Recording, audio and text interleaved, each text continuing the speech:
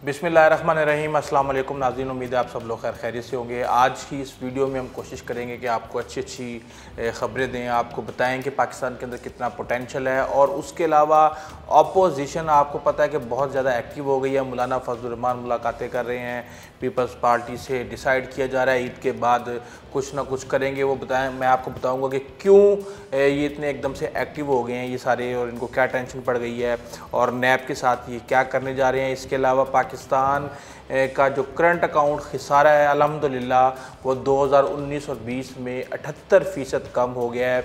और तकरीबन 12 इस वक्त, यानी कि जब इमरान खान की हुकूमत आई थी तो 20 अरब डॉलर के करीब पाकिस्तान का करंट अकाउंट खिसारा था। और पाकिस्तान को बहुत ज़्यादा स्ट्रेस थी इस चीज़ की कि किस तरीके से वो उस डेफिसिट को जो है ख़त्म किया जाएगा। बेसिकली होता ही है कि पाकिस्तान, आपको पता है यहाँ पे हम रुपया तो जितना मर्जी छाप लें, लेकिन दुनिया में ट्रेड जो होता है वो डॉलर के अंदर होता है। और जब आप बाहर से चीज़ें मंगवाएंगे 45 रुपये की और यहाँ से भेजेंगे 20 रुपये की, तो 25 जो आपके रुपए हैं वो आपको डॉलर्स में देने पड़ेंगे। और वो तकरीबन 20 अरब डॉलर का खिसारा हो गया था। इसीलिए पाकिस्तान के जितने भी रिज़र्व्स थे फॉरेन करेंसी के वो भी डाउन हो गए। पाकिस्तान को IMF के पास भी जाना पड़ा।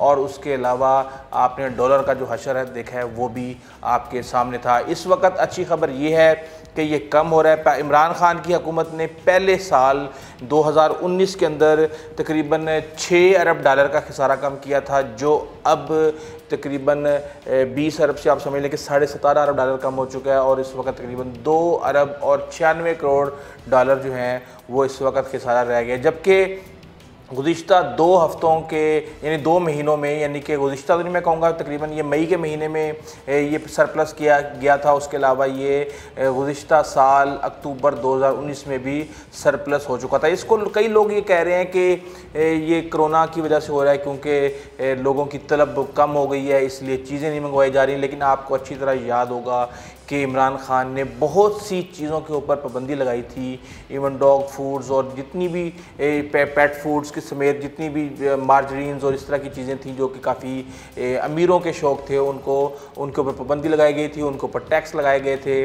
और अब ये आहिस्ता आहिस्ता कम हो गए। इसमें कोई शक नहीं है कि कोरोना की वजह से भी इसको फ़र्क पड़ा है। लेकिन असल बात यह है कि अब हमें कहीं ना कहीं से निकाल के डॉलर नहीं देने पड़ेंगे और इस तरीके से पाकिस्तानी करेंसी के ऊपर बोझ इसका कम हो जाएगा। दूसरा, इमरान खान ने 2020 को ब्लू इकोनॉमी का साल करार दिया है। ब्लू इकोनॉमी क्या है? बेसिकली ब्लू इकोनॉमी ये है कि आपकी जो समंदर, आपकी कोस्ट लाइन है, उसको आप किस तरीके से वहाँ पर आप इकोनॉमिक एक्टिविटीज़ कर सकते हैं, कैसे आप वहाँ पे सेहत का काम कर सकते हैं, कैसे आप उसके अंदर जो है ना फिशरीज़ जो है ना बायो प्रोडक्टिविटी को आप बढ़ा सकते हैं, और वहाँ पे सेहत के काम को, मैनग्रोव्स को, शिपिंग को किस तरीके से आप इम्प्रूव कर सकते हैं। बड़ी ही बदकिस्मती है कि पाकिस्तान के पास 1000 किलोमीटर कोस्टल जो ना लाइन है, यानी कि तकरीबन सरहद है हमारी जो इंडियन ओशन के साथ मिलती है। और उसके अंदर तकरीबन 2,40,000 स्क्वायर किलोमीटर पाकिस्तान का इलाका है, जो कि UN के मुताबिक पाकिस्तान उसको यूटिलाइज़ कर सकता है। लेकिन आप हमारी बदकिस्मती देखें कि हम सिर्फ 183 मिलियन डॉलर जनरेट करते हैं हम ब्लू इकोनॉमी से, जबकि हमारे हमसाया मुल्क भारत तकरीबन 5.5 अरब डॉलर सालाना, जबकि बांग्लादेश जैसा मुल्क 6 बिलियन डॉलर सालाना इससे हासिल करता है। जो वर्ल्ड इकोनॉमिस्ट हैं वो कहते हैं कि दुनिया के अंदर जो इसका पोटेंशल है ब्लू इकोनॉमी का वो तकरीबन 24 ट्रिलियन डॉलर है, जबकि दुनिया सिर्फ 4500 अरब डॉलर सालाना इससे रेवेन्यू जनरेट कर रही है। अगर हम पाकिस्तान में ब्लू इकोनॉमी के पोटेंशियल की बात करें तो पाकिस्तान के अंदर बहुत ज़्यादा पोटेंशियल है।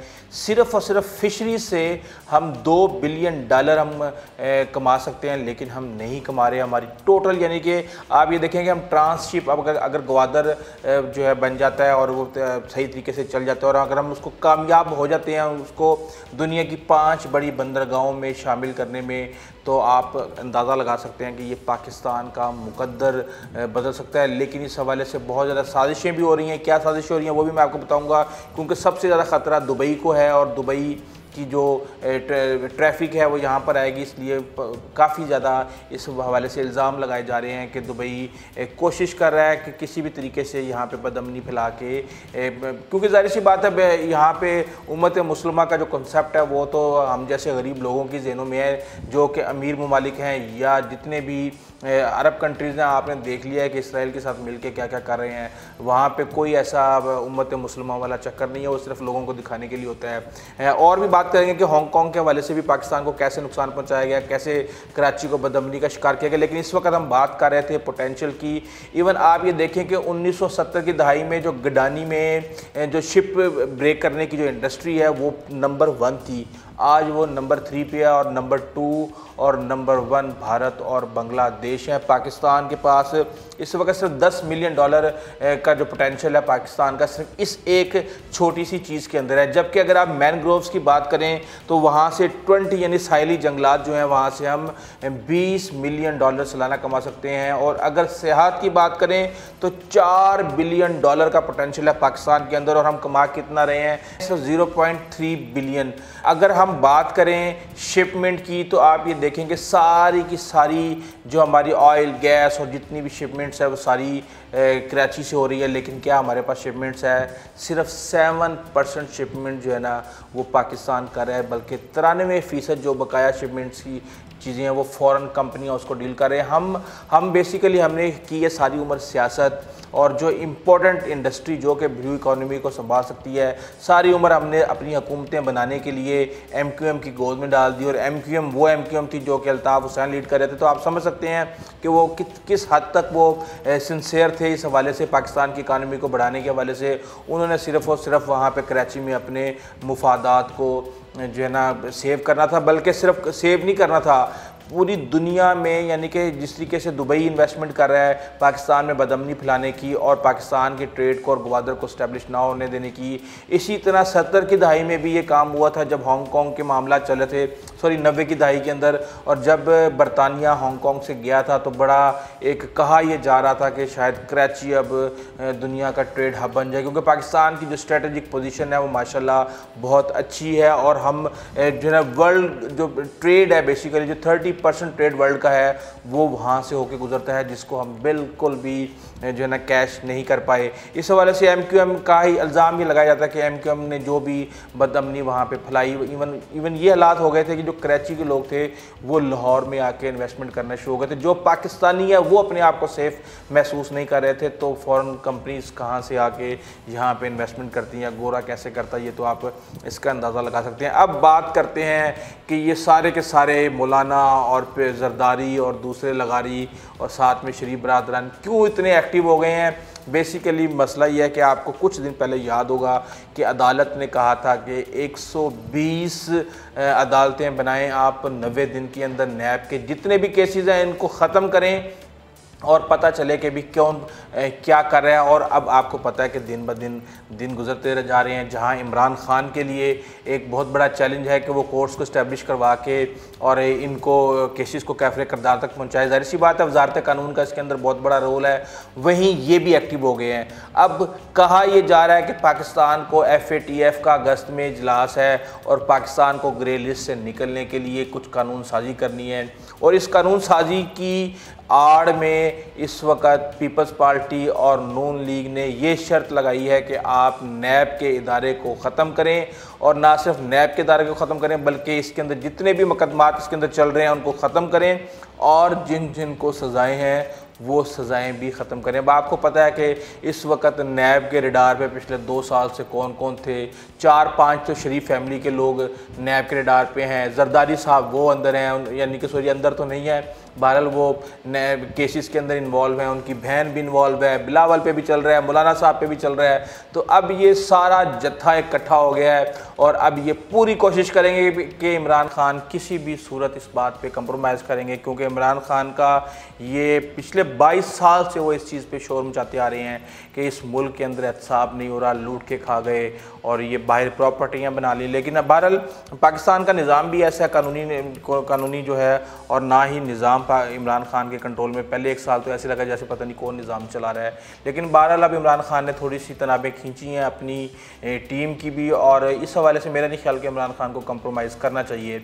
देखिए इस वक्त सबसे बड़ा चैलेंज ये है, आप देख रहे हैं कि चाइना और इंडिया की जो तनाज़ा चल रहा है, इसके पीछे बहुत बड़ी एक गेम चल रही है। इस वक्त अमेरिका पूरी कोशिश कर रहा है कि वो चाइना से डिपेंडेंस, जितने भी उसके इत्तेहादी हैं उनकी डिपेंडेंस ख़त्म करे, और जितनी भी चाइना के अंदर इंडस्ट्रीज़ हैं उनको वो शिफ्ट करे। और उन्होंने भारत को एक बहुत बड़ा लॉलीपॉप दिया हुआ है। उन्होंने कहा है कि हम जितनी भी कंपनियां यहाँ से शिफ्ट करेंगे हम वो भारत के अंदर लेके आएंगे, क्योंकि यूरोपियन कंट्रीज़, यूके और यूएस के अंदर जो लेबर है वो बहुत ज़्यादा महंगी है, और वहाँ पे इंडस्ट्री लगाने के बाद वो कंपनियां इस काबिल नहीं रहेंगी कि इतनी महंगी लेबर के साथ वो पूरी दुनिया में कम्पीट कर सकें। इसलिए भारत के अंदर सस्ती लेबर है, इसलिए इंडस्ट्रियां वहाँ पे लाने की कोशिश की जा रही है। और सिर्फ यही नहीं, वहाँ पे इससे पहले एप्पल भी और सैमसंग भी और दूसरी कंपनियां अपने प्लांट्स लगा चुकी हैं, और इस वक्त भारत बहुत ज़्यादा फ़ोन की प्रोडक्शंस कर रहा है, मेरे ख़्याल से दूसरे नंबर पे है चाइना के बाद।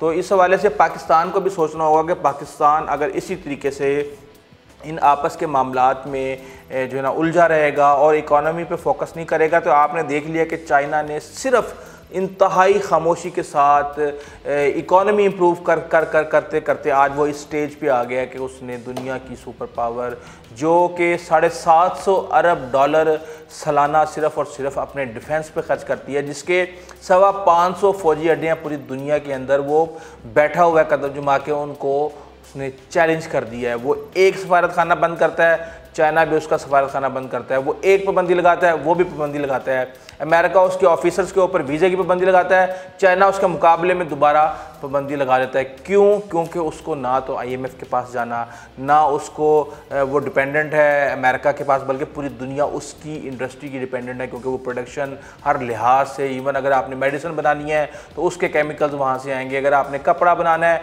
तो वो भी सबसे सस्ता वहाँ पर आएगा, आपने इलेक्ट्रॉनिक्स का सामान चाहिए तो वो भी सबसे सस्ता वहाँ से आएगा। तो इसलिए ना सिर्फ ये ममालिक के लिए बल्कि उनकी जो आवाम है, जो चाइना ने हर चीज़ सस्ती बना के दे दी थी, क्योंकि एक जापानी चीज़ में, एक अमेरिकन चीज़ में, एक जर्मन चीज़ में और एक चाइना की चीज़ की कीमत में ज़मीन आसमान का फ़र्क होता है। तो पाकिस्तान को हर हाल में टेक्नोलॉजी की तरफ आना पड़ेगा। हम ज़्यादा देर सर्वाइव नहीं कर सकते, क्योंकि जितनी बड़ी आपकी इकॉनमी होगी उतना बड़ा आपका डिफेंस बजट होगा, जितना ज़्यादा मजबूत आपका डिफेंस होगा उतने ज़्यादा आप सिक्योर होंगे, आपके लोग खुशहाल होंगे और मुल्क बेहतर चलेगा। इसके अलावा पाकिस्तान के पास और कोई चारा नहीं है। अगर आपको हमारी वीडियो अच्छी लगी है तो प्लीज़ आप हमारे चैनल को सब्सक्राइब कीजिएगा, बेल आइकॉन को प्रेस कीजिएगा, अपने दोस्तों, ज़कारा और हमसायों का खास ख्याल रखिएगा। आइंदा तक के लिए इजाज़त दीजिए। अल्लाह हाफिज़।